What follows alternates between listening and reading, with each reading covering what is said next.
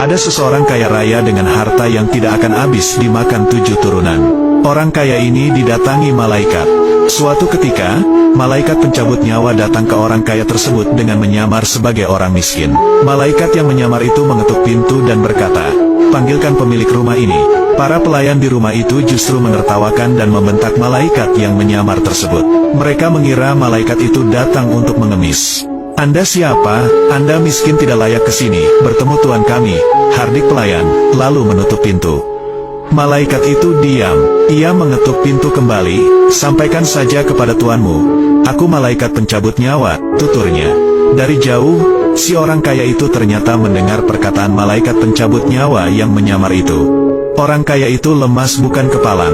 Kepalanya tertunduk, lantas mendatangi pelayannya dan meminta mereka untuk memelankan suara dan berkata lembut.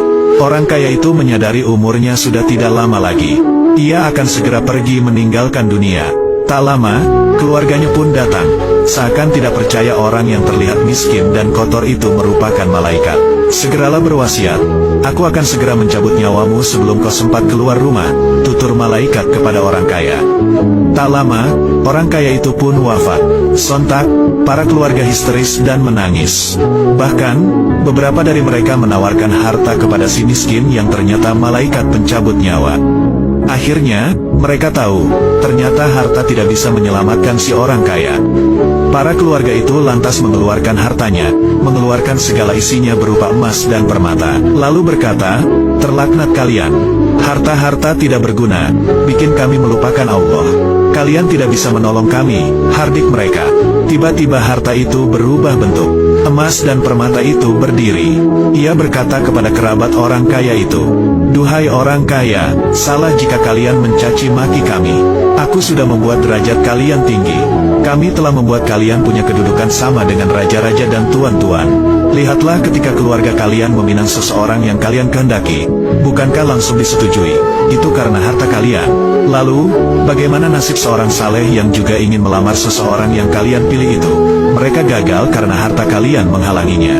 Dan masih banyak lagi." Sang harta melanjutkan dan berbicara lagi, "Wahai orang kaya, bukankah kau menggunakan kami untuk membiayai orang-orang kejam dan kami tidak berdaya untuk menolak?